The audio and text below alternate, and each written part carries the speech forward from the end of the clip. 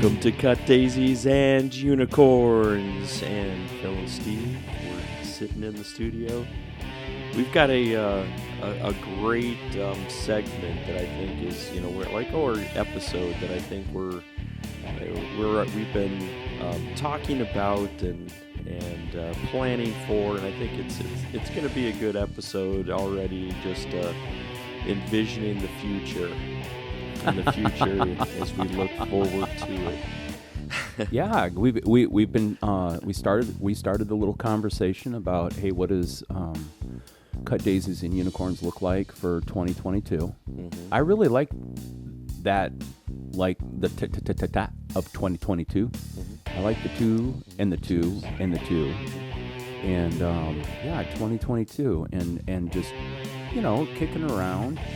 We've gotten some feedback from some listeners and subscribers, and and then taking that feedback and just kind of pouring it into the mill, and just kind of getting things maybe more user friendly. That might be the way we could say it. Mm-hmm.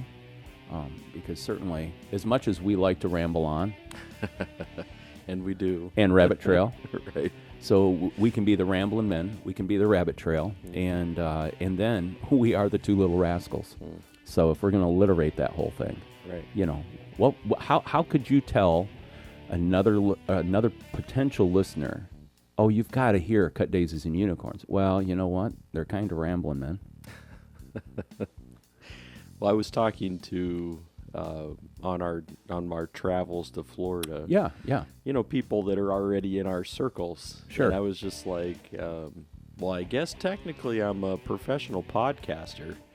I think so. Two podcasts with a possible third that's going to be coming really soon. Yeah, like Heather wants to start a podcast. So. All right, like husband and wife thing. Yeah. Oh, yeah. But she wants to base it on that the Chosen series that's out there. It's like a crowd-funded, kind of Jesus. I think your mom's. She brought. My mom is a huge fan. A huge fan. Yeah. So it's pretty. Like if you can crowdfund, basically, they're gonna have 3 seasons. So, they already got 2 full out. Okay. They already have the 3rd season halfway funded. So it's all just crowdfunded. And they're putting out a Christmas special and all that whole thing. So. Wow. And so she wants to basically go through and talk episode by episode? Or? Right. Yeah. Okay, nice. So it's called The Chosen Response.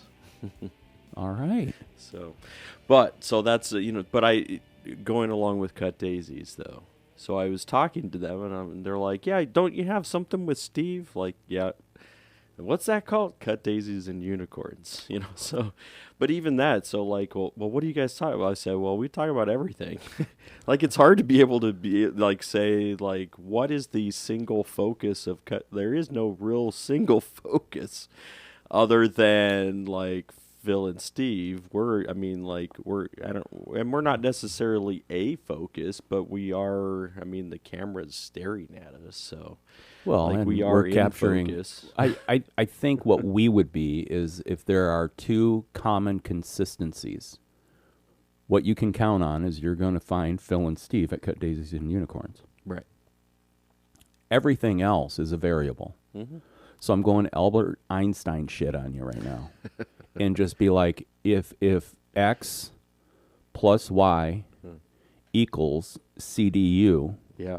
Then what you have to do is you take a multiplier by another unknown. We'll call it A, or we could call it I, or we could call it G for guest. Whatever, if there's a guest, there's going to be a variable of sorts. The other variable, G plus, the variable would be T, topic. And we're just all over the place. Right. But there are some very consistent things we're all over the place about. Right. And I think that's what I've seen over our season 4 really come more into a development, is that there's some general themes that we've been talking long enough that our inconsistencies are creating consistency. Right. So like, or habitual patterns come out Like, one of the things we find interesting to talk about is life lessons. Things that we've learned, Right. things that we're willing to learn, and then, you know, even pondering what don't we know? Because if you don't know, you don't know what you don't know. And that's where an influencer, the variable I, you know, could come in and equip us. And like the Doctor Who episode with Doc Fordyce. We didn't know about Doctor Who. Yeah. And everybody's like, And we what were about Doctor Who? What Right. about Doctor Who? And we were fine not knowing about Doctor Who. But That's true, too. But there were a lot of people who were like, you should know about Doctor Who. And Yeah. And we're going to get into some science fiction, which I believe Doctor Who fits squarely in a science fiction realm. And yet, we did not choose to talk about Doctor Who in the realm of the science fiction we're going to talk about here today. Right. Yeah. Another thing we really enjoy talking about is music.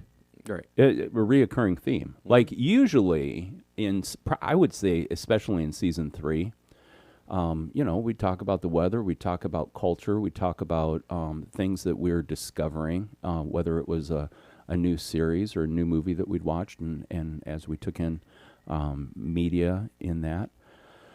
You know, so, I don't know. It's all like kind of simmering now. Right. And since we're shooting 2 episodes today, we are going to do movies and music. And which, I mean, when people know what they're getting into, it's one of those things that they're like, oh, yeah, I'd like to see that. But what's so funny is how many people in our close circles I don't even know. Right.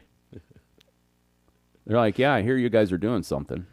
Yeah. Well, apparently the love for relationship isn't a strong enough pull to suck them into the dark hole, otherwise It's not known like as. you haven't seen. I mean, if you spend any time on Facebook, I mean, it's hard to, I think, avoid it. I mean, literally, if you go to my name on Facebook, I think, other than 3 posts about Earthen Warehouse Studio, my pottery work, Yeah. everything else for the last year that I have posted is Cut Daisies and Unicorns. There you go. Everything. Right. I mean, like, there's no feel-good quotes, there's no selfie pictures, there's no pontifications. I'm like, all of my pontifications have been handled verbally through Cut Daisies and Unicorns. I'm like, if you really want to know what's going on, then join the you know, Join the CDU universe. Yeah, because there's its own metaverse is since that's a really big thing right now. Yeah. By the way, I'm not a financial advisor.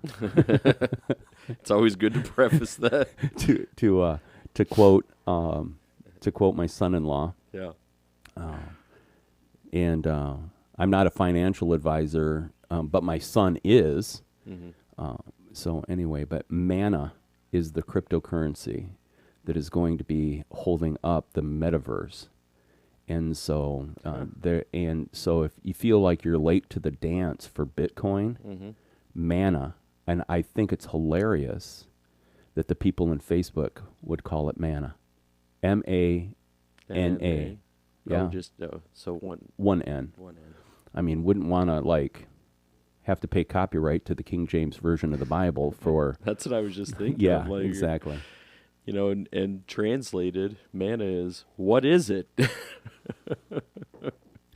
For people who don't know what we're talking about, in the Old Testament, there's an account of Moses going to the Egyptian, I don't know, was he a king or Pharaoh? Went to Pharaoh, let my people, the Lord has sent me, let my people go. Yep. And so the plagues that were recorded historically. Yeah. And they wandered the desert. All 2.8 million of the children of Israel that were held in captivity, ancient form of human slavery. And then as they got out there, then everybody was whining and moaning Would you lead us out from the comforts of our enslavement so that we can starve to death? What shall it be? And then apparently manna was given. Right. Now me, I can eat peanut butter and jelly 5 days a week and not get tired of it, but for one meal. Now, since I'm only eating 2 meals a day, I mean, that's 50% per day. Right. But they ate manna 3 times a day, 7 days a week, and apparently got sick. And they couldn't gather more than what they could consume within one day. Which is always hard for humans, right? Oh, yeah. Because we'd like to consume a lot more than what we should. Well, we like to storehouse. We like to gather. We like to hoard, and so. Yeah, and I always liked that one where they were like, all right, enough with the manna. Like, give us some meat. And then God gave them quail, and that they eventually, like, they got stuffed with quail. Yeah. Like, and they were sick because of it. Yeah. Oh, yeah. So there's a little bit of history lesson for everybody. Yeah. So when you're thinking about manna, the cryptocurrency, Yeah. so you're there. The word is, without no financial advice here, is that manna is going to blow up or what? Oh, I mean, like, who knows? I think as I talk to my non-official financial advisor, who will remain nameless for the sake of inundation. Anonymity. But I mean, like his point is that as the Fed raises rates, that liquidity within the pocket between the rise of inflation, the staticness of income, and even though there's a shortage of laborers in the current market, all of these indicators are showing where, like, well, what happens when there's not all of this kind of free money out there to be able to go into different spots. But he really, after listening to your take on decentralization, and when we talk about current culture in regards to how people feel about institutions and a continual move in the United States of an anti-institutional support within culture, Right. which then the aha of a decentralized currency that you're invested in to be able to use in trade, or the lack of trust that your dollar will be worth. Like, if you could put your dollar into something that's going to grow and become more, and then the dollar is valued less, then there's a generation who feels like they'd rather do that than stand behind a fiat currency. So, Right. and like, I don't know, this whole idea of mining cryptocurrency and all of to me, it's like kind of the emperor has no clothes. It can be. I'm like, in theory, there's computers who are mining a currency, which is pretty much mining zeros and ones, which means it's not really there. Yeah. Which is the hard part for people in crypto. Right. Because they're saying, like, like, I know if I go to my bank, I can pull out a 20 and I've got a, paper money at least to use as a currency. Right. Crypto is like, it's out there. It's kind of... Basically, I took money that I could put my hands on, put it into a big slush fund of zeros and ones that's holding space in storage somewhere.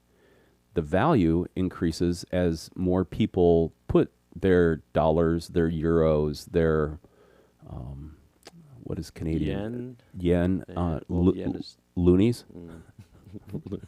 from Canada. Yeah, and all this stuff. So anyway, again, I'm not a financial advisor. Oh yeah, neither am I. Although Adam did think that if I mentioned manna on the podcast, that I should have bought manna before I mentioned it, and then everybody buys it, and then it goes up, and I'm like, and then you would have scored. I'm not Elon Musk. The market doesn't fluctuate by your word. The market doesn't fluctuate. I mean, our listenership doesn't fluctuate. I mean, if you want to know the other consistency is the people who have heard us, many of them keep on listening. Other people just check in, are like, yeah, these two guys, they're nuts, and so we'll come back and see how crazy they are. But I think that the topic of crypto leads us into the conversation of sci-fi. Well, so why? Because I mean, when you're talking about sci-fi, you can say, I mean, so crypto's a real thing. I mean, there's people who own crypto, mine for crypto, all that. But like, it can lead to a conversation of like, what about all these computers? And then you can theorize about the takeover of computers, and if it's all computer based and everything is like floating around out there in the then you can put together a whole science fiction theory sure on what's going to happen because of this transfer of power. Yeah, exactly. Yeah. And let me timestamp this because we have different people from different generations who are listening. Okay. Mm-hmm. What year were you born? 78. All right. So in 1978, Phil was an infant, blue-eyed infant at that, a twinkle in his father's eye and a smile on his mother's face. All right, 1978. In that year, let's think about it. We were coming into the development of the cell phone. I mean, pretty close in proximity. Right. The idea probably, I would go back 6 years earlier to 8 years earlier. Mm-hmm.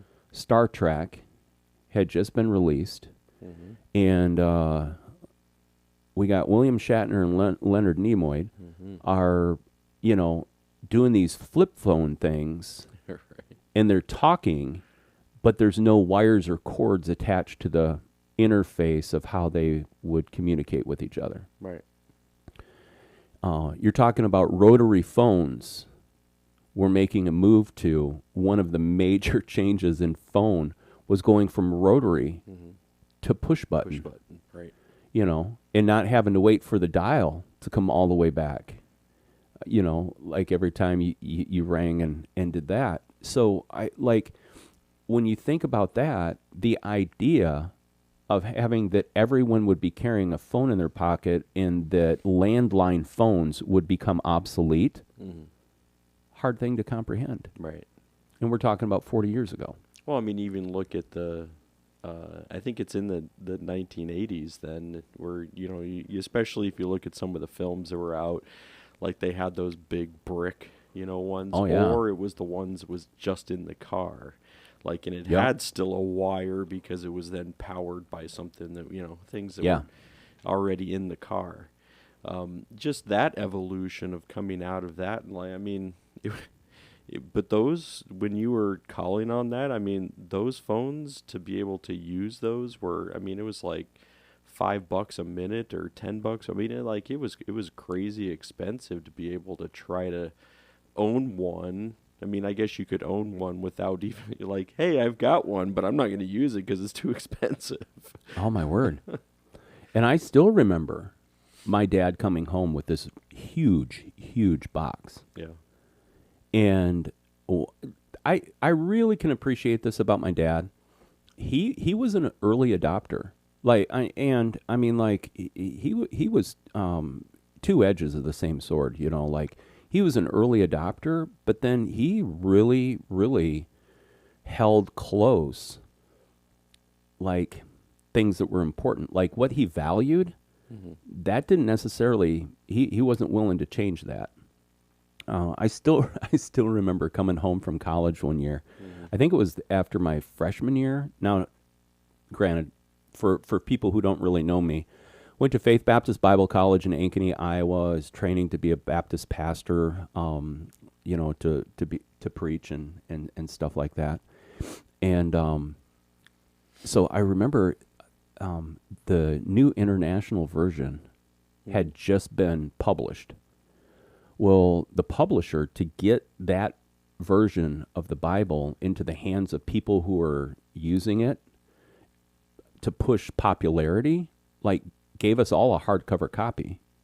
It's like, hey, there's a little ticket in your mailbox. Go to the bookstore and there's a free book Bible here for you.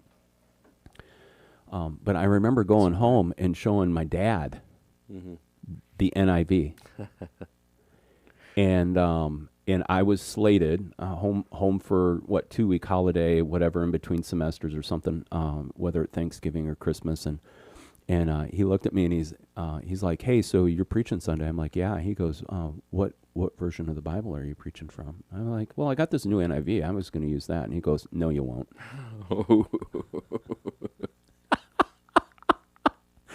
I mean, and it was like he used a tone. He wasn't like red-faced angry. He didn't raise his voice, but he used a tone where I just understood. And I think because of my proclivity for challenging current system and status quo, I may have started down a path, and he just gave me a look. Yeah, Steve, this isn't up for discussion. The answer is no, you won't. So if you don't have your King James version of the Bible with you, I'll get you one. Mine's available. He goes, I'm pretty sure you're going to be able to adapt anything that you would have said from that. Then you will be able to take care of. That's funny. From this. Isn't that hilarious? But again, so I'm talking about Dad being an early adopter. Right. And so he brought this big old box, and I don't know, he's probably in junior high or whatever.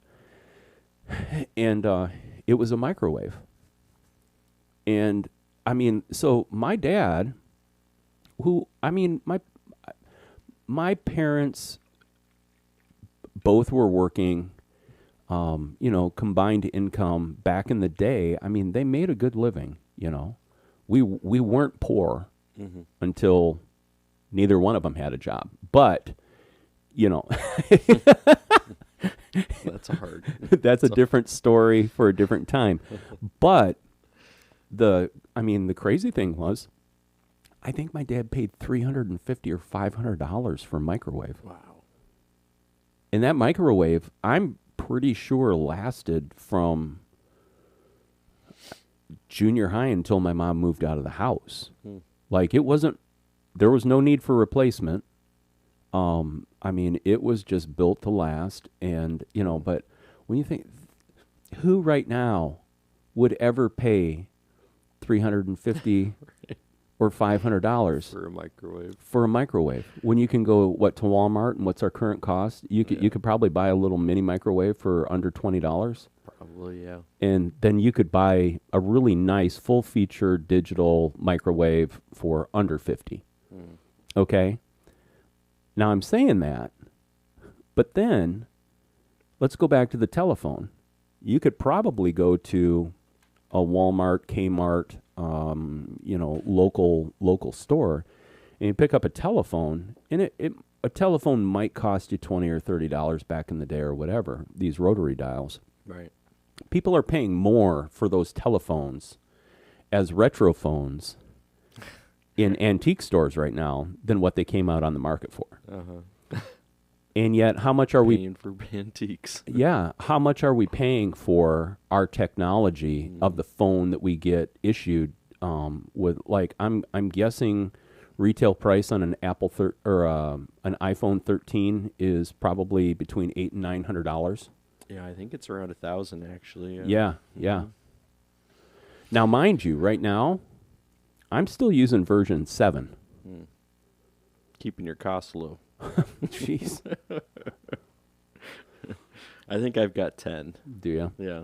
And we're on 13, right? Right. Out on 13, yeah. So, but so you can, but that is, so the technology, when you're looking at it, like some of it, like a microwave drops. Like, all right, so the same thing happened with like DVD players, or there was the laser disc. When the laser disc came out, and it was like right after DVDs, you're like, ooh, this laser. But those things were like $400-$500 for a laser disc, and now they don't really. I don't even think they do laser discs anymore. I think you would have to go to eBay Right. and do a deep search Right. on the webs to be able to laser disc. And then the other thing is, I don't know anywhere where you can get laser. And my understanding is Laserdisc was like, didn't Laserdisc come out before DVDs? It could have been. That's what I was See, trying to I think- remember which one. Yeah, And they were the size of an LP. right. It was. Yep. And the clarities, and it talked about, but there was so much space. But then as compression, and I don't want to lose everybody on this in a technical side, but because of compression and what's happened with compression in being able to take those files and make them smaller, then it could be put on a DVD, which is more personalized, and that was where Sony was playing off of the cassette, what is it called? The little thing, Walkman. Oh, right. Remember the Walkmans? Right, Yeah. right. The Sony Walkmans were Wow. Yeah. Uh-huh. So we're talking about technology. We're talking about technology in real life, and then we start talking about science fiction. And so we get to this place where there was a remake, which, I mean, we've both already ranted about remakes. Right. But there was a remake of the science fiction movie Dune, and I had said to Phil, I'm like, dude, I know you got the service. Let's watch that and let's do a review of the new movie Dune. Right. And so now it's been far enough away. I don't know how much I really have to like give a value about the movie. Right. I have the initial things that struck me about the movie. Okay. Do you want to give people an overview of the story with like no great spoiler alert? I don't think that there's really anything that you could spoil about the movie. Well, yeah. I mean, Dune it's based on a book, right? So Dune is who was the novel right? Frank Herbert was the one who wrote the novel, and so it is based on a book. There was an earlier, as we talked about, an earlier adaptation of a movie of Dune, and who was the director of that? David Lynch. David Lynch. So David Lynch wrote and directed not wrote, but he Actually directed that 84. 80, yeah, in 1984, they're saying Dune was an epic science fiction film written and directed by David Lynch, based on the 1965 Frank Herbert novel of the same name. So I think Lynch dove in and took the thing and converted the novel that was written and brought it into what was going to be this movie, in which Sting was one of the people who starred in that movie. Right. Patrick Stewart and Kyle McCullen. I think that dude also starred in Twin Peaks. That could be. Or would later come to Twin Peaks as that all. So David Lynch, yeah. So that was in 1984. And the thing that I mentioned was that I remember it coming out in 84. Right. Now at the time, again, just to give you context, I was growing up in the Baptist church. Well, we didn't go to movies. So I think that probably about the time I saw Dune, it was on VHS in probably 1986. But I knew Sting was in the movie. I could not remember anything about the movie other than that by the end of it, I really didn't know what was going on. Right. As we talked about, so what we know is that Lynch is as a director, he's very out there, right? I mean, like lots of different concepts. So when they were redoing Dune, then they wanted to go not necessarily in the same direction of what Lynch did as he directed. But so here's just a breakdown. This is kind of the way that they describe it. There's probably all kinds of different breakdowns, but I think this one's through IMDb possibly. But Paul Atreides is a brilliant and gifted young man born into a great destiny beyond his understanding, must travel to the most dangerous planet in the universe to ensure the future of his family and his people. As malevolent forces explode into conflict over the planet's exclusive supply of the most precious resource in existence, only those who can conquer their own fear will survive. Wow. So that's kind of the basic breakdown. Now I saw some people who were like, "Oh, here we have another white savior movie." Oh. And I was like, "Huh, that's an interesting take." I mean, the guy who plays especially in them is a white guy. And he's coming to, kind of bring some salvation to the things that are happening. Yeah. So there is some elements where you could say there is some of that at play. But like when I was watching the first film, I didn't think about his character, and I know that they were already thinking early on when they were talking about this movie and putting it together, this version, not the 84, but right, that this is going to be this is going to be one of the, this is going to be a series already. Oh, that was Right. that was already in their head. That was my take too. Easy there, killer. when I, and I mean it, and it's a lengthy movie. It's almost 3 hours long. Yeah. And what I'll tell people, if you're wondering, hey, if you enjoy sci-fi, the remake in 2021 is definitely worth a watch. From multiple angles. My weigh in is I believe it's so well shot and color on how it's being brought together. I'm sure it would even be awesome to see in the theater from a surround sound max and just full embodiment taking in the entertainment. Okay? Yeah, I would say that. But since I haven't been to the theater in 2.5 years, really, I haven't been to the theater to watch a movie probably in 2.5 years. Yeah, I think I've only been like twice. Yeah, and so since COVID reopened. Yeah. But when it got to the end and seeing how the film wrapped up, I'm like, oh, yeah, they're definitely going for a franchise in this. Oh, yeah. I mean, and so, if you're new parents and you're looking for the next new Star Wars figurines to come out or in a different way, the Dune characters could be fun characters to play with. Right, and I would say, even if you're looking, and Star Wars would be a good category because there are different families, different worlds, that kind of, but it also, I would even put it in that same, like, Lord of the Rings, like, those were trilogies set up. Lord of the Rings, The Hobbit, they were already built in, like, we're going to tell a story, and it's going to be long, and you're going to enjoy it. So they were already kind of setting up that whole world beforehand, and I think that's, if you're going into Dune right now and you're like looking at the 2 hours and 40 minutes or whatever it is of running time, and you're like, wow, that's an investment. Yeah.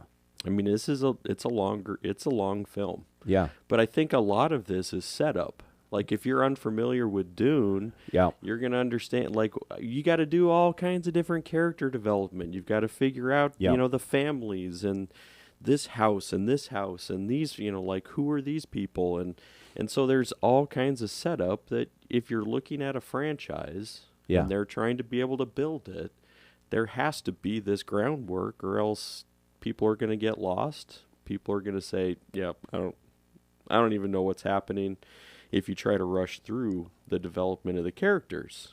So, yes, it is long, but yes, it is necessary. You know, it's hilarious though, even in the readings, that David Lynch disowned that he directed Dune in '84. Did he really? Because the holding company Paramount or whatever, they wouldn't let him have last cuts, director's cuts on everything taking place, and so there may be the reason, part of the reason too. And he basically he stated that why he disowned it is because they took over his artistic control of what was going on. But I also wonder if they were fighting for. And it reminds me of Ray watching that movie, and Ray Charles comes into a place. He's junked out on heroin. Basically, they ran their book of music for the show, and they came up short. So he's like, "All right, band, follow me. We're gonna do this. Just repeat, what I say." Well, and that actually may be the name of the song, What I Say.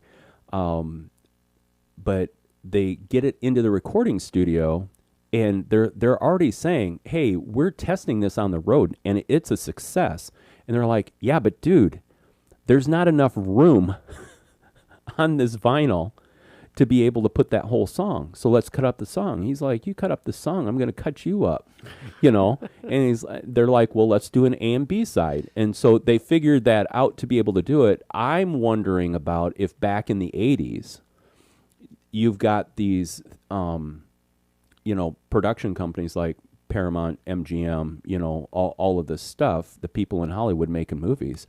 I'm wondering if he comes to them and is like, "Yeah, I need 4.5 hours." And they're like, "No, nobody gets 4.5 hours in a theater." Right. And so then what is lost?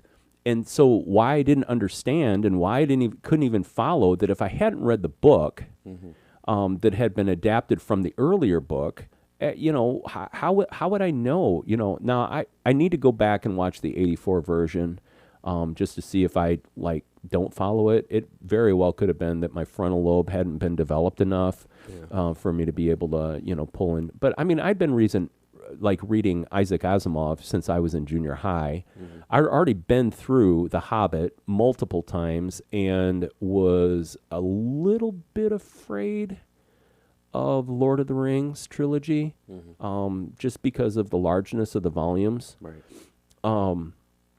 And really, I mean, there were things that I was contemplating and thinking, in that age bracket that, why I didn't understand it or didn't get it.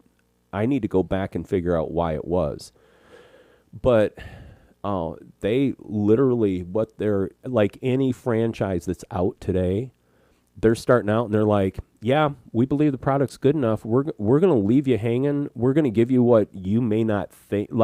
There's parts where finally, in the last third, I was, "Oh my word, now I'm ready for the story." And boom, boom, boom, then it's done. Right. So it's a good thing because they did figure out how to leave you wanting. So when, Dune, The Next Adventure comes out, I'm definitely going to watch it. Right. And for the sake of how we started out this review, is it's been far enough away, I could watch that movie again, and I'm sure I would pick up different things from the last time that I watched it. Yeah, and I would say that too. I mean, I only watched through it once. So, I mean, that was... me too. Yeah, so we're in the same page on that. But I would still say I think it was shot well. Cinematography, all of that. They had, great shots, great views. There were, it was good. It was good, a lot of the, spaceships, things that were flying. I mean, all of that stuff, I think it was still really, it was done well. And so just in that aspect of visually, it was easy to watch. Oh yeah. Yeah, and I think much like the new franchise of Mad Max, they were able to take spacecraft, and it was interesting to be able to look at the spacecraft in Dune.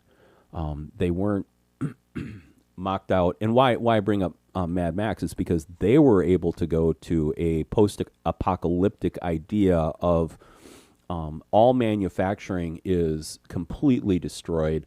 So we're going to build these monster vehicles out of the vehicles that are like currently available. Yeah. And then they came up with this whole new, it's like a steampunk play on automobiles or vehicles, and stuff like that, where you got the dude hanging out playing electric guitar in the front of the semi, and flamethrowers and blades and all of this different stuff. But coming back, I think that like the aircraft and the spacecraft in Dune fits. It feels right in the motion of what's going on. Mm-hmm. Yeah, shot in Budapest, Jordan, Norway, and Abu Dhabi. Mm-hmm. So, they're definitely, if you wonder if sand scene can be beautiful, they've proven it. Mm-hmm. Yeah, because one of the things, so my daughter was sitting, like near when this was on, and she would be up and around. She didn't get sucked in. She just was like, well, Zendaya, who, is going to be a major character here, because if reading through some of the books, whatever, she's like, well, I didn't see her enough. Like, where is she? Why is she not around more often? Right. Well, this is the setup. Like, so it's totally don't worry about not seeing her much in the first one, even though you'd see her, just not acted wise. So yeah. So I think that also is something that just wait and see. This will develop. I think we're going to be good. Yeah, I think one of the other things that really came out well is where they're like, oh, white male savior redeemer, right? Mm-hmm. Except it's the anti-motion within what's going on. Mm-hmm. This basically, and it's different than narcissistic control leadership. Mm-hmm. The kid doesn't even want these powers. No.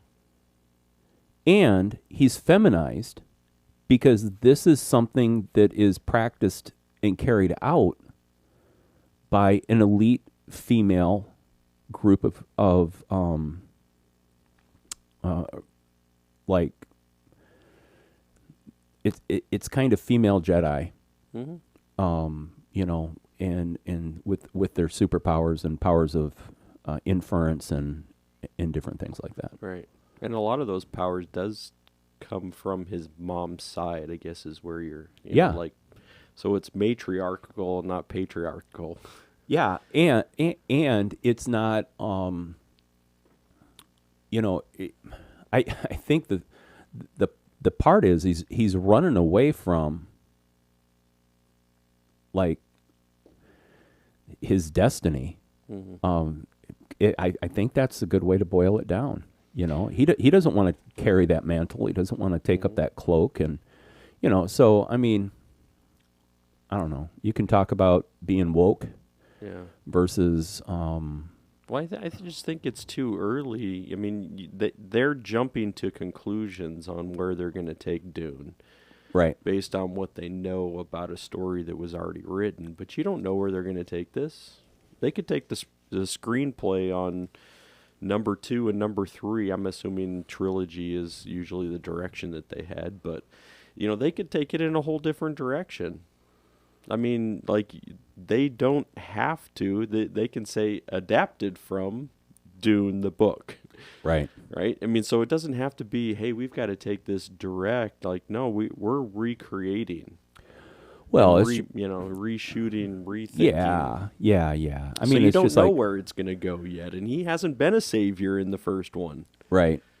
It's just like Gene Roddenberry, gets all of the, credits for Star Trek, right? Mm-hmm.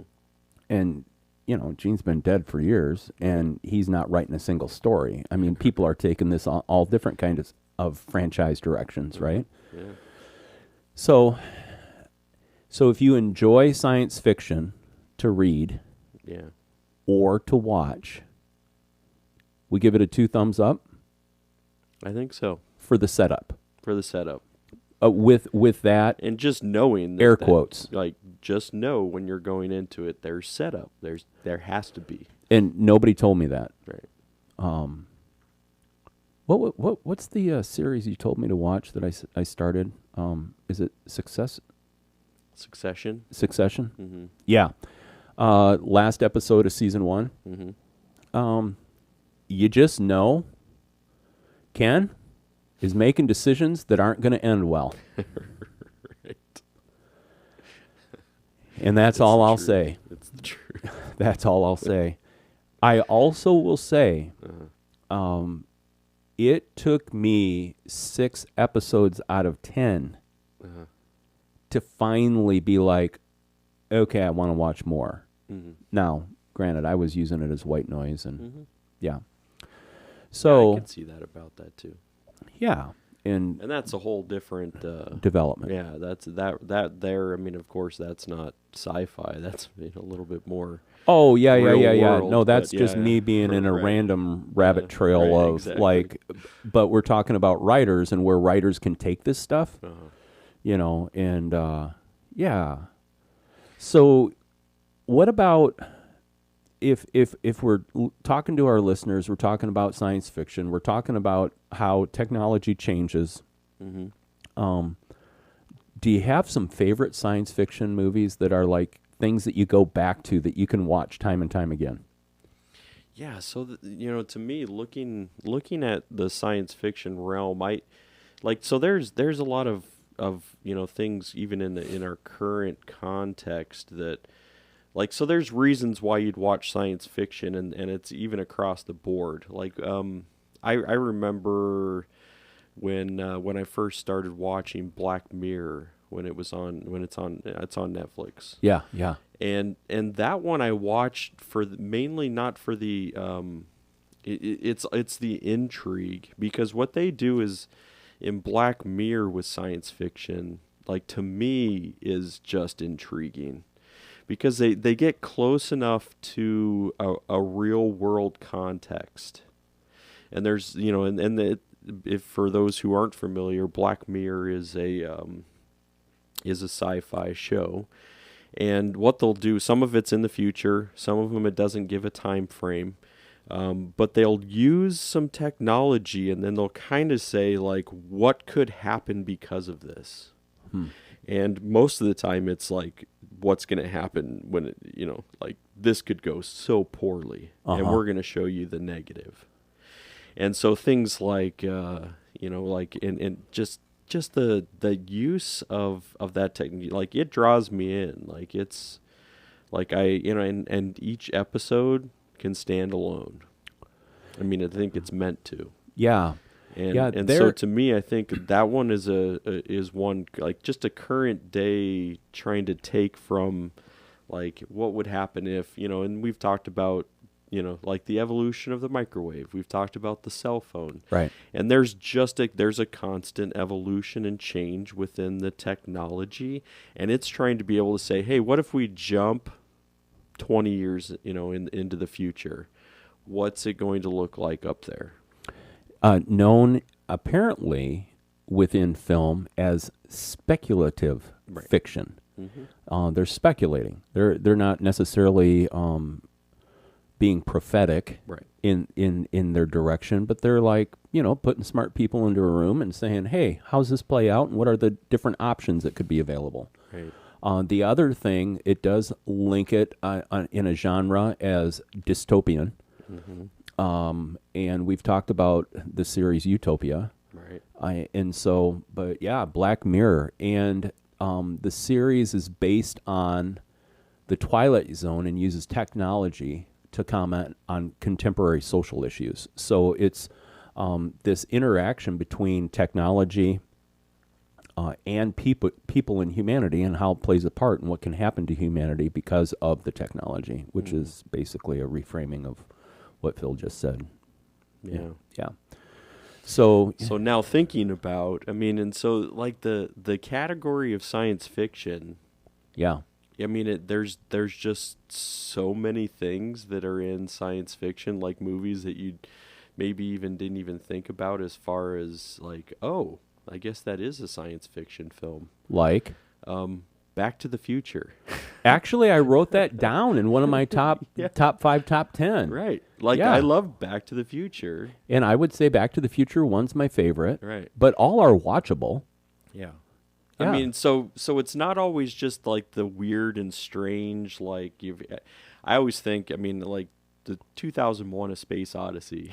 Right. Like, right. to me, it's a weird film. Yeah. Right. Ridley Scott. Right. Yeah. Yeah. And so when I'm thinking about it, like even though there's a lot of people when they think about science fiction and they put 2001: A Space Odyssey like in their like top 5 of like all time. And I'm like, to me, it's not as enjoyable to watch. But I think that gets into our conversation that we've had in regards to different people and how they perceive the universe. Yeah. You know, there's some people who are physicists, and then there's some people who are engineers, and it just is how you're wired, you know. And I think the people that I know who really dig Ridley Scott and everything that goes on with that whole, I think it was Ridley Scott, right? Yeah, that's what I was trying to. Why don't you look that up? And because I know that when we're looking at Alien, that in there, So we're doing a fact check here, folks. And Stanley Kubrick. okay, yeah. all right. So I totally messed that up. Yeah. In regards to, but you know, then you have the genre in science fiction. Like we've mentioned The Hobbit, but really, that's not space science fiction. Right. I mean, that's like folklore. And then that gets into, I mean, and this is where the blend, because that's like they still would categorize that as a fantasy, but there still could be elements of science fiction. I don't know. So and that's where I think science fiction can blend into different categories. So you look at it like in Aliens, right? With Sigourney Weaver. Yeah. An Alien is considered science fiction, but there's also it blends into what they would even say is called a horror film. Oh, there's no question. Right. So there's some of those elements that you kind of blend into. So, you know, yes, it deals with aliens and puts it into a science fiction category, because, you know, that it belongs there, but there's also elements of horror. So what other movies? I mean, when you're looking at, as I mentioned, Back to the Future, and you're like, oh, it's funny, it's got some comedy, it has, you know, like those elements that, like, when you're thinking about Back to the Future, you're not always thinking like, oh, like, you know, is this real? Like, no, it's not real. Like, of course it's, you know.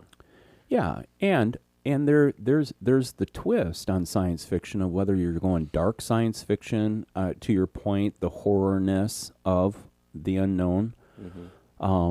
True horror film watchers would be like, yeah, that's not horror. But hey, you know what? Everyone's got an opinion. We're just sharing ours right now. All right? Right. Calm down. It'll be okay. So you talked about Back to the Future. You talked about Black Mirror. What other sci-fi things do you enjoy? Well, and these were later editions for me, like, even though they're old movies. But I remember watching, there's a 1951 film. Usually I'm not a huge, like, you know, old-timey films, even though it's not. Come on, dude. Old-timey films? 1951. I am a man of constant sorrow. The Day the Earth Stood Still. Really? Yeah, it's a great film. Looking back at it, I like that one. I remember, I mean, going back to series, now I'm blending TV and movie, I know, but The Twilight Zone, I remember watching some of those with my dad. He would, you know, it would be on TV. we watch, and some of them really strange, really kind of out there. Oh yeah. But that was one. I love this one. So this is 1968. Also watched it with my dad. It was when it came on network TV, Planet of the Apes, and I loved the new iteration of it. Oh my word! You know what? I totally forgot about Planet of the Apes back in the day. Uh-huh. Charlton Heston. Oh yeah. Damn dirty apes. Oh my gosh, man. Yeah. And to your point, there's where Hollywood hit it out of the park. Mm-hmm. Because of the advancement of technology, what they're able to do with the Planet of the Apes franchise. Yeah. Great adaptations. Right. Yeah. Yeah, and I really enjoyed the new ones too. So Yeah. like, yes, we've kind of hammered on like create something new. Like, Sure. people want, but I did like the reworking of it as well. So I'm willing, and this goes back to if people are just coming in, one of the things Phil and I talked about pre-record is that we are amazed at how many people don't know about what we're about. mm-hmm. And so, like, I mean, literally, I talked to a person, they're like, I didn't know you did Trailer Fridays. I'm like, well, apparently I can do Trailer Fridays 50% of the time. I think it was only like twice that we Yeah. did a Saturday. So I mean, Yeah, even yeah, that is, yeah, but still, I mean, we I mean, used to have Trailer Tuesdays. We so, did, right? and then how that all worked out. Right. I think what we found out is that I really evolution. enjoy living out in procrastination. But like, yeah, people just don't know. But we have an episode that I think is really beautiful, and that's digital versus analog, or analog versus digital. Yeah. And what I'll come back to is I think that there are some really great minds that I'm cool when it comes to science fiction in understanding that a lot of anything that's been made a movie is coming from writings that took place in the early 1900s. Mm-hmm.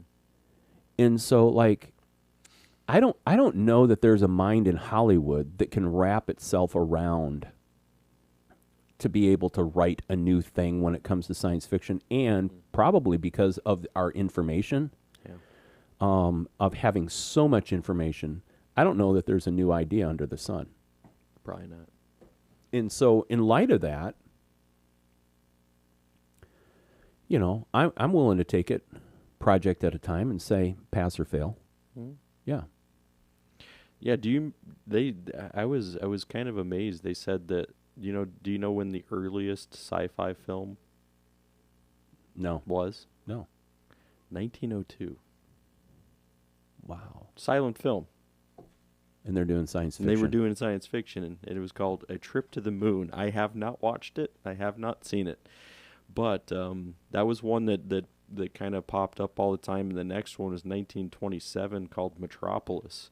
And both of them were, and I think Metropolis is more feature length. I think The Trip to the Moon, a lot of the silent films were a little bit shorter. Yeah. So. Well, I mean, you had to give the piano player a little break. Yeah, right.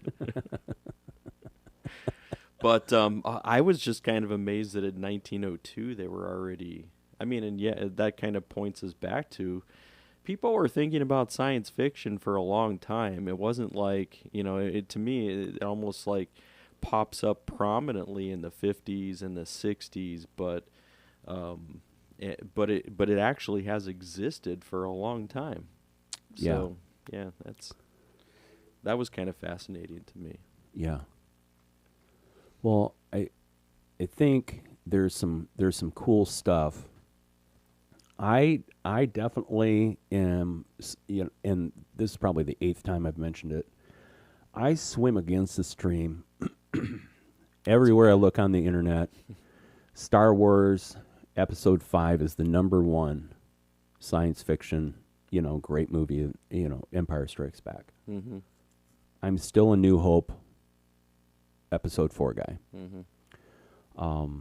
And then probably going back to that was the movie where I'm like, I had friends and we talked about science fiction, but Star Wars New Hope, that was just like, oh, this is a love language to me. Like I just loved that stuff. And I had already, I should say, in cinema.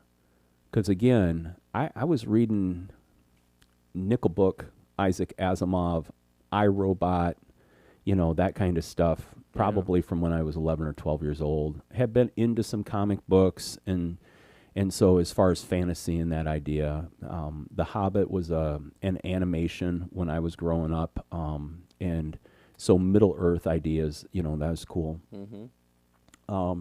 I think the next movie, again mentioned before, but worth mentioning now, is Matrix, the first.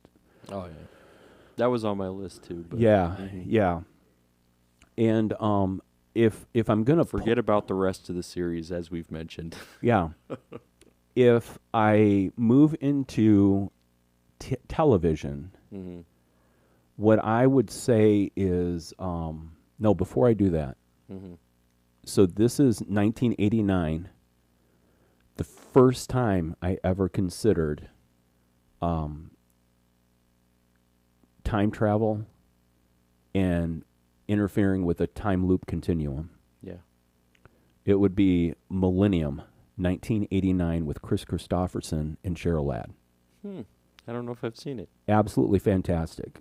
The future figures out how to travel in time, and instead of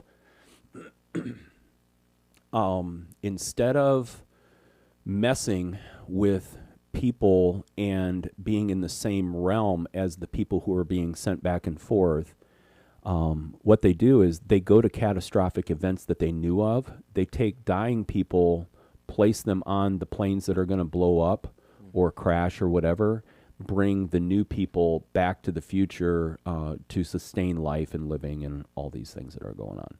But definitely it's got that, if I dare use the word skanky in this conversation, like the props and everything going on, there's nothing smooth and beautiful about it. It's just downright meth addict skanky. I mean, like, even to the point of Star Wars and where George Lucas was at. But I mean, come on, the Wookiee, you can see the polyester in the hair. Right. Okay, that's what I'm saying. Like this thing, I mean, they got bandages around people who are dying and parts are falling off and all this stuff, and it's just like, and so, but then if I go to TV, I'm gonna if you've not seen The Fringe all the way through, you need to see The Fringe as a series. That is a multiverse. That's parallels. It's not necessarily about traveling forward and backward in time as much as it is an exploration of the multiverse idea. And then one that is just totally out there, but an author that is worthy, Philip K. Dick. I'm pretty sure I have this right, but Tales from the Loop. That's on Prime. It's free.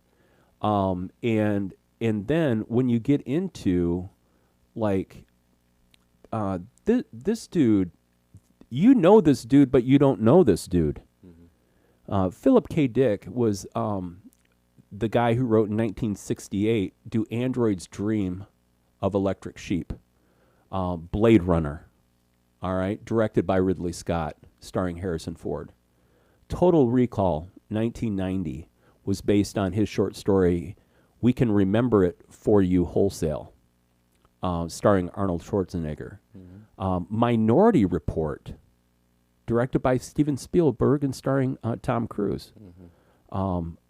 Great sci-fi, which actually I would say in a different way, it's not the same thing, but Inception with Leonardo DiCaprio, which is a very recent release. But again, Philip K. Dick. Then there's multi reshoots and different things going on. And so I don't know. Long story short, Philip K. Dick. If you love to read and you enjoy reading science fiction, I would send you down the road of Isaac Asimov and Philip K. Dick as a good place to start. And then I just wanted to double check. Yeah, iRobot is written by Isaac Asimov. And even though you know about iRobot with Will Smith. Mm-hmm. But I heard that the movie was not a really good representation of. Oh my gosh, no. No. So iRobot, yeah, the 3 laws of robotics,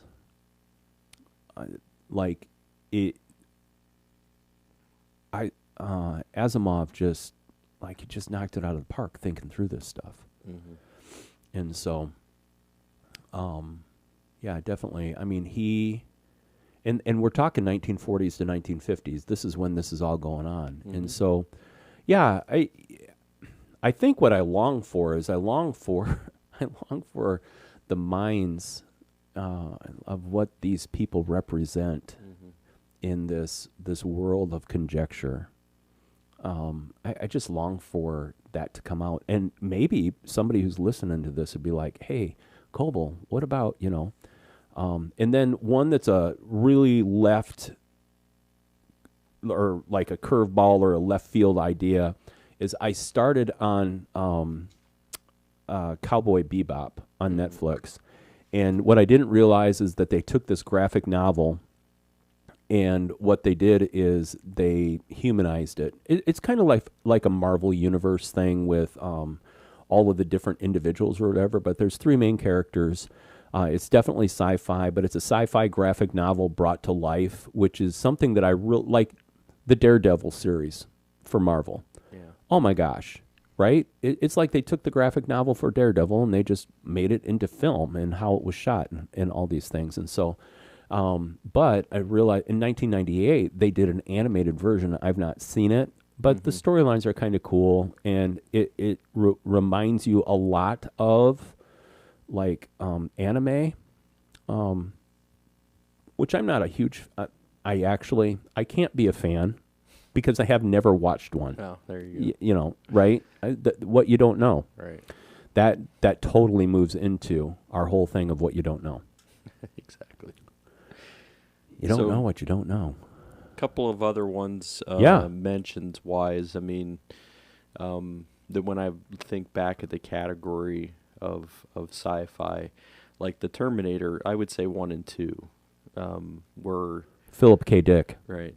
Big in that category of thinking about both time travel. Yeah. And what that, so there's people from the future that are kind of being sent back to the past in order to try to fix a timeline that, so that whole thing is like, whoa, and so of course then you get, Arnold Schwarzenegger is the Terminator, kind of some iconic stuff there, but yet, just kind of changed a little bit, of that. One that I really enjoyed that's still kind of very, also kind of in that state. I don't know if you ever watched it, but it was called 12 Monkeys. You know what? So 12 Monkeys came up. Yeah. I recently rewatched it. Uh-huh. And yes, but have you watched the series or have you watched just the movie? Just the movie, the Bruce Willis. Yeah. Yep, Brad Pitt. Yep. Yeah, which that kind of, I think, was like in one of the early films by Brad Pitt, right? I mean, I don't remember too many things. I mean, I'm sure he sure looks young, right? Yeah, but but that one was good, Fight Club-esque, right? Yeah, I do love Fight Club. You'll have to watch it to understand that, but I don't think Fight Club is a no, it's not sci-fi. But 12 Monkeys as sci-fi is interesting. And I take it back. It was Terminator was not Philip K. Dick. Oh, it wasn't? No. I'm getting Total Recall with Schwarzenegger. Right. I'm getting those two mixed up. Because and so, he was in Total Recall, yeah. But Total Recall. And you know what? Another thing that I totally forgot about in regards to Philip K. Dick, The Man in the High Castle. Oh, is that from him? Yes, 1963, he won in the Hugo Awards Best Novel for The Man in the High Castle, Oh, I didn't which I think realize Man it in the was High him. Castle is on Prime. Hulu. Hulu? I thought it was. No, I can get Man in the High Castle. Oh, I no, don't- it is on Prime. Yeah, You're yeah, right. yeah, Yeah, yep. yeah. Yeah. But as you start into it, again, here is a fantasy story. It's speculative. It's like, what would happen if? Right. What if? What would happen if the U.S. lost World War II? That's not a spoiler alert. No. You'd have to understand that context to be able to jump in. And I won't spoiler alert you, but if you watch the last season, you're going to find out how science fiction all this shit is. Right. All right. So, What are some other ones? One I really loved, 2006. It's called Children of Men. It was the first one that I saw. What the actor there? What's his name? I think he was in. But Children of Men, great sci-fi flick. It's kind of this, like what happens when the birth rate is at almost zero. And it's this understanding, like, nobody's having babies anymore, and then there's a Clive baby, Owen. right? Yeah, Clive Owen. Yeah. Clive Owen, Julia Moore. Yeah. And you know what? I have that in the studio. I think it's a brilliant film. You know what? And that was one of Rupke's favorites. But I will tell you this. There are some scenes shot in that movie that if you watch, like the amount of time and what's taking place and that it's all one shot, amazing. No, that dude, you're picking out some gems. Yeah. Yeah. So another one that came up on a list when I was looking through, which, another one, it's like one of those ones that I didn't consider it a science fiction, but it kind of is, and is the Truman Show, with Jim Carrey. And they put in a science fiction because it's the use of technology to be able to create a world that's centered on a single character.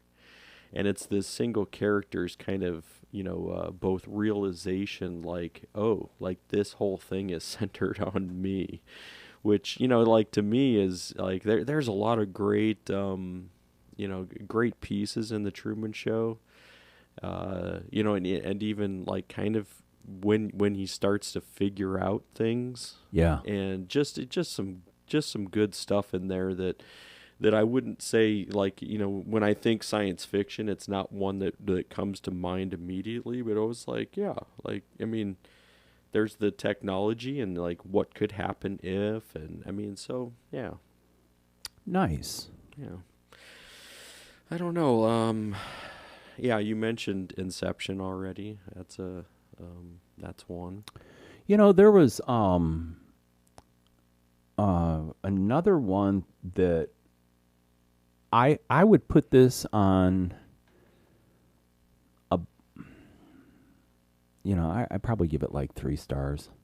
But Looper, Oh yeah. I mean, back in the But I don't know. There you know what? Ultimately what we want to do with this episode is we want to make the people who love science fiction, their hearts grow big, like the Grinch who stole Christmas, and just be like, oh, they're talking our love language right now, And not stuff. just the medical condition of the enlarged heart.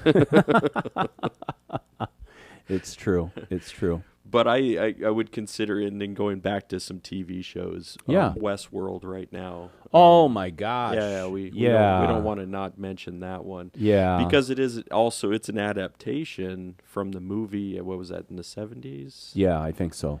Yeah, I think it was somewhere in, but I think expanded that and just said, I mean, so that is, if just, I don't think it's any spoiler, but it's like there's a world that was created where these, artificial intelligence Yeah. They were controlled by humans, and then all of a sudden now they're kind of more self-realized, and they broke out. Well, and the creator was in making these robots and wanting to create soulishness and consciousness, Right. self-realized. I am this machine, and then and also creates a conversation in regards to how much of our life is controlled by external forces, and we think that we have free will, but we could be into a programmed reality where we make decisions within the confines of what is being enforced, and humans don't really have free will, and so the machines rise up to create a freedom for consciousness that is anti-human because humans are already killing off themselves. Right. That's dark. It is dark. Yeah. But I think that's a good series. I think a little bit more nostalgia series because it's then based in the 80s. But now, I mean, it is Stranger Things on Netflix. Yeah. Yeah. And that's sci-fi. And it's, that has lots of elements of sci-fi too. Yeah. Both with time and, like what is... It would be sci-fi thriller. Right. The unknown. There's an alien embodied with living among us, super power kind of thing, and that there's the upside down world, and right. That's the upside down is the word I was yeah. I mean, and so which actually is a play within humanity on Middle Earth, and the idea of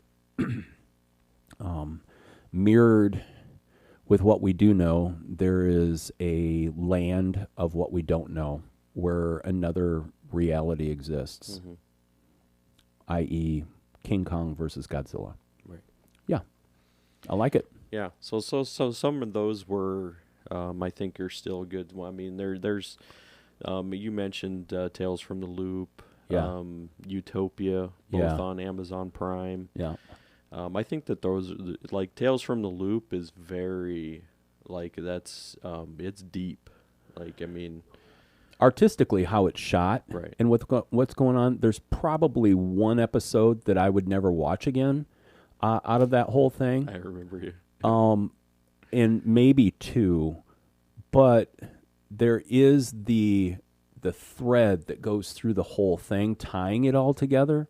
But oh my gosh, the cinematography there with how it's shot, the artisticness and all that stuff, just beautifully done. And like I can just watch it. Actually, that's one that I won't watch at the studio because visually it's so enticing to me that I want to be able to take. I want to take it in. Yeah. So I think that those are. It's a great category, and I know that there's people who out there who probably have a whole other list of ones that they would want to consider for, things that have been impacting them. I mean, because I'm not even saying we've mentioned everything that's that in sci-fi that's ever impacted. No, us, but just us. Scratching the surface, understanding things that come to the top. I mean, it's. Those are definite ones. I think I have to mention it because I asked Heather because she's not a big fan of sci-fi. She says she's not a big fan of sci-fi, but there's movies that she likes that are in sci-fi that I'm like, hey, if I told you this was sci-fi beforehand, you probably wouldn't watch it. Right. But I just even brought up, like, what's your favorite sci-fi movie? And the first thing that comes to her mind is, like, Fifth Element. Oh, actually, that's one of Amy's favorites. Is it? Yeah. Yeah. So Fifth Element with Bruce Willis. and it's definite sci-fi. Yeah. But she's I think it was when we saw it in the theater once, and because back when we had no kids and and dating or whatever, it was like, hey, let's go to a movie, and we see movies all the time. Yeah. And that was when we're just like, well, there's nothing else to see. We'll just go see that. We don't even know anything about Yeah, this. We didn't, and she's like, I really enjoyed that. Yeah. And because there's elements of some romance in there as well, and a love story, because it happens to be the fifth element. Yeah. Spoiler alert, if you haven't seen it. Well, and I think that one of the reasons why, Heather may be endeared to that is the part of how that story's told, and I'm trying to work my words around not spoiling it. People just need to see it, but there's an emergence where it comes out and it's like, oh wow, and so yeah, definitely the truth of humanity all boiled down together. Right. Yeah. All right, dude. Yeah. So everybody else, start thinking about your top 5, top 10 sci-fi, even if it's mentioned here already. Be a part of the conversation. Yeah, tell us what yours are. Get some chatter going. Right. Just take a look at it as the opportunity, and what did we miss, or even things that you want to put? Say, hey, if you haven't seen this, see this. Yeah, that's what we need in our comment too. section. Hey, if you haven't seen this, see this. Right. All right. Well, you know what? It's a beautiful day in Chicago, everybody. The sun is shining. This is one of Phil's favorite days. Yeah, the sun is shining. And it's 57 right now. It's 57 degrees on December 2nd. And that will not be the day this is released. But you know what? Last night when I drove home from the studio, it was 50 degrees, but there was a cool blast wind blowing. Yeah. Now it's 7 degrees warmer, and it feels like spring. Yeah. I mean, it just, the way the... Yeah, it seems like things are going to be blooming. Exactly. Exactly. But you know that there's cold coming. It's so true. All right. Well, we're going to let you go. Thank you for listening. And as we have said before, your comments and your engagement, it matters to us. So we'll look forward to what you send over our way so that we can discover what we don't know about. That's right. Looking forward to it, everybody. Take care. Take care.